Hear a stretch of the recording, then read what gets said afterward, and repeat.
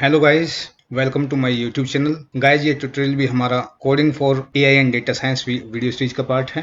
And guys, पिछले tutorial में हमने देखा था कि मशीन लर्निंग में डेटा प्री प्रोसेसिंग का क्या रोल है and how we can implement it in Python. And guys, इस ट्यूटोरियल में हम बहुत ही important topic that is known as K nearest neighbour cover करने वाले हैं। के नियरेस्ट नेबर क्या है और इंडस्ट्री में इसका क्या यूज एंड क्या एप्लीकेशन है, ये भी हम यहाँ कवर करेंगे। एंड फ्रेंड्स, अगर आप इस चैनल पर नए हैं तो then you can subscribe this channel and you can also share it with your friends. And क्योंकि इस वीडियो सीरीज में हम complete course on AI and data science with practical implementation in Python पर कवर करने वाले हैं, so subscribe this channel and you can also share it with your friends. तो गाइज, इस वीडियो में हम केवल जो है थ्योरेटिकल पार्ट कवर करेंगे और अपने नेक्स्ट वीडियो में हम इसका केनन का प्रैक्टिकल इम्प्लीमेंटेशन इन पाइथन करने वाले हैं। So let's move to the topic. आइए हम सबसे पहले केनन समझ लेते हैं। केनन क्या है और ये कैसे काम करता है। KNN is a supervised machine learning algorithm. It is used for classification as well as regression problems. However it is mostly used for the classification industries. KNN आपका एक सुपरवाइज्ड मशीन लर्निंग एल्गोरिथम है। आपके जो learning है, machine learning में learning दो type की होती है, supervised learning and unsupervised learning. और आपका केनन जो है it falls under the supervised machine learning algorithms. आपको सबसे पहले हम ये समझ लेते हैं सुपरवाइज्ड लर्निंग और अनसुपरवाइज्ड लर्निंग क्या है, ये कैसे काम करती है। तो आपका देखिए, सुपरवाइज्ड लर्निंग को समझने के लिए हम एक छोटे से एग्जांपल से इसे हम समझ सकते हैं। जैसे मान लीजिए हम किसी बच्चे को लर्न कराना चाहते हैं, तो जब भी हम बच्चे को लर्न कराना चाहते हैं तो अगर हम उसे कोई ऑब्जेक्ट देते हैं तो उसका नाम भी हम साथ में उसे बताते हैं कि बेटा ये, जब भी मान लीजिए हम उसे कोई फल दे रहे हैं तो उसका फल का नाम भी हम साथ बताएंगे कि this is the apple. And every time when we give the apple to the child, हर बार हम उसे उसका नाम बताते हैं, बेटा इसे हम एप्पल बोलते हैं। तो ऐसे आपका ये आपकी सुपरवाइज्ड लर्निंग है। यानी कि सुपरवाइज्ड लर्निंग मीन्स हम जब भी बच्चे को कोई फल दे रहे हैं, कोई ऑब्जेक्ट दे रहे हैं, तो उसका हम नाम साथ में बता रहे हैं। That means this is the label data और this is the label object. हम उस ऑब्जेक्ट के साथ में उस बच्चे को नाम बता रहे हैं। लेकिन अगर हम हर बार बच्चे को कोई भी ऑब्जेक्ट दें, उसका नाम ना बताएं, और तो वो इस टाइप का जो वो ऑब्जेक्ट जो आपका अनलेबल ऑब्जेक्ट होगा, यानी उसमें बच्चा जो, मान लीजिए उसे हम बनाना दे रहे हैं, फिर हम उसे जो है एप्पल दे रहे हैं या हम उसे कोई और फल दे रहे हैं, तो बच्चे को अगर हम उसका नाम साथ में नहीं बता रहे हैं तो बच्चा जो उस ऑब्जेक्ट के बारे में जानेगा या उस फल के बारे में जानेगा, वो बेसिकली उस कलर के बेस पे और उसके ज्योमेट्रिकल फीचर्स के बेस पे और उसकी शेप के बेस पे जानेगा कि ये जो आपका एप्पल है, एप्पल आपका बनाना से अलग है। यानी अगर हम उसे कोई भी ऑब्जेक्ट दे रहे हैं, कोई फल दे रहे हैं या कुछ भी और चीज दे रहे हैं, लेकिन उसका नाम हम अगर उसके साथ में नहीं बता रहे हैं, तो इस टाइप की लर्निंग जो होती है वो अनसुपरवाइज्ड लर्निंग होती है। कि बच्चा जो सीख रहा है वो अपने आप से सीख रहा है।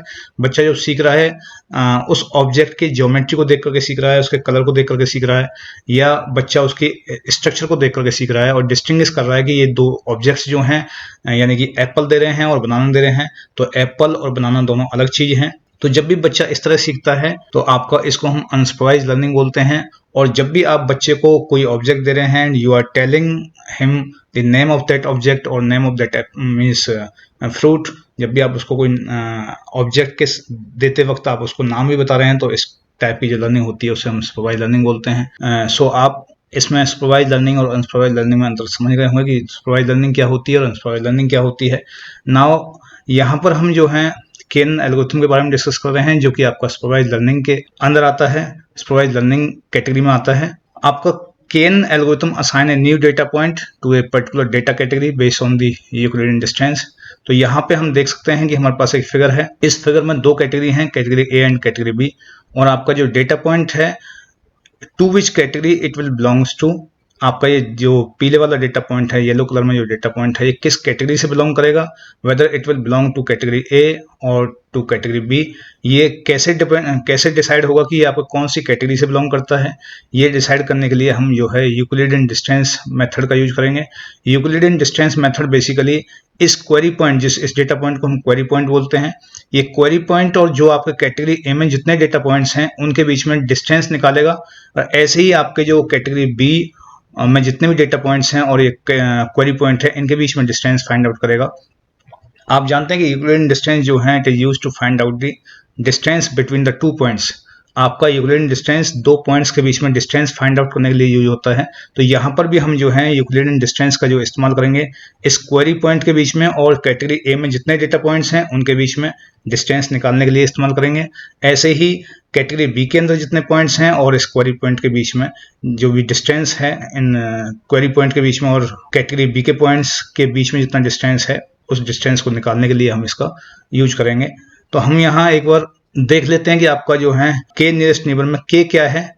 के आपका जो है एक नंबर है, एक वैल्यू है जो कि नेबर्स को डिसाइड करता है कि आपके कितने नेबर्स जो हैं कैटेगरी ए से जो हैं उस क्वेरी पॉइंट के बीच में, आपके कितने नेबर्स इस कैटेगरी ए से इस क्वेरी पॉइंट के नज़दीक होंगे।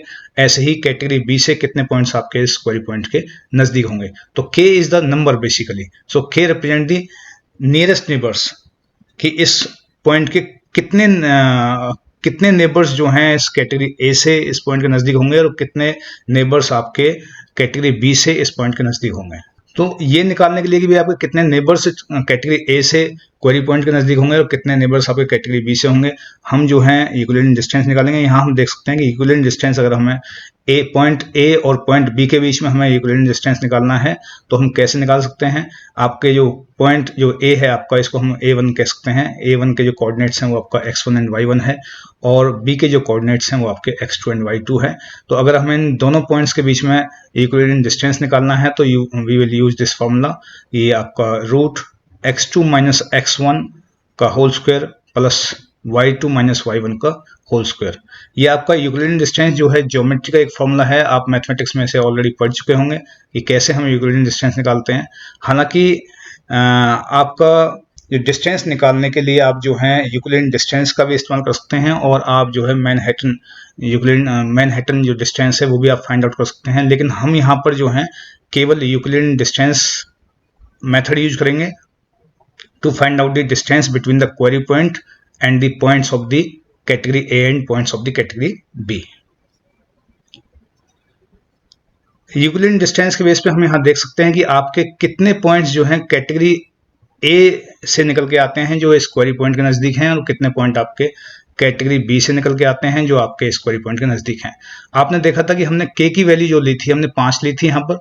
अगर के आपका क्या है, के basically represent the nearest neighbours, वो नियरेस्ट नेबर्स को रिप्रेजेंट करता है जो इस क्वेरी पॉइंट के नज़दीक हैं दोनों कैटेगरी से, कैटेगरी ए से एंड कैटेगरी बी से।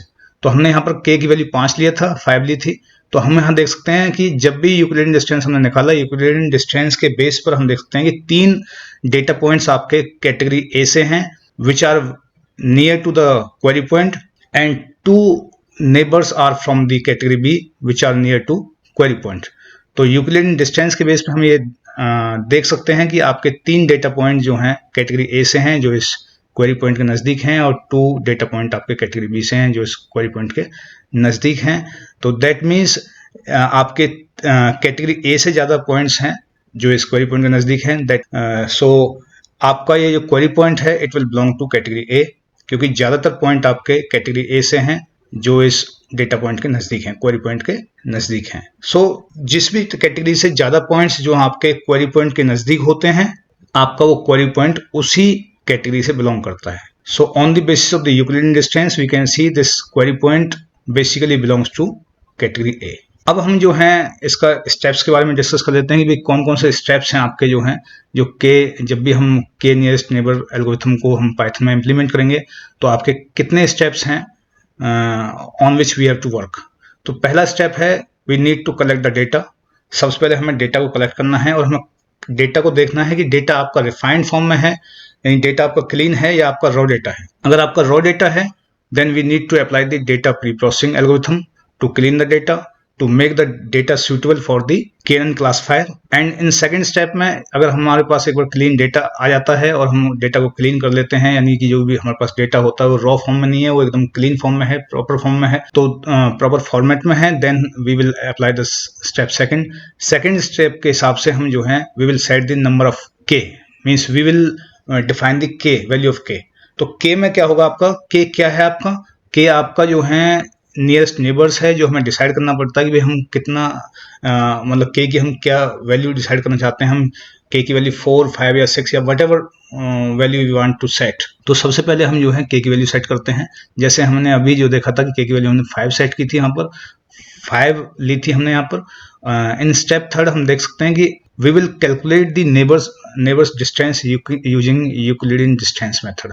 जैसे अभी हमने जो है प्रीवियस स्लाइड्स में हमने देखा था कि के की वैल्यू सेट करने के बाद में या के की वैल्यू डिसाइड करने के बाद में हमने यूक्लिडियन डिस्टेंस निकाला था, और ये जानने के लिए कि कितने आपके डेटा पॉइंट्स कैटेगरी ए से बिलोंग करते हैं जो क्वेरी पॉइंट के नजदीक हैं, और कितने पॉइंट्स आपके कैटेगरी बी से बिलोंग करते हैं जो क्वेरी पॉइंट के नजदीक हैं। तो आपका स्टेप 3 में हम जो है यूक्लिडियन डिस्टेंस का यूज करेंगे to find out the distance between the query point and the points of the category and category B. Steps 4 में count the number of data points in each category. Euclidean distance find out करने के बाद में हम दोनों category के data points को count करेंगे कि कितने आपके डेटा पॉइंट्स जो हैं किस कैटेगरी से बिलोंग करते हैं, और वो जो आपके डेटा पॉइंट्स कौन सी कैटेगरी के डेटा पॉइंट्स आपके ज्यादा हैं जो क्वेरी पॉइंट के नजदीक हैं। तो जिस कैटेगरी के डेटा पॉइंट्स क्वेरी पॉइंट के ज्यादा नजदीक होंगे और ज्यादा नंबर्स में होंगे, आपका क्वेरी पॉइंट उसी कैटेगरी से बिलोंग करेगा।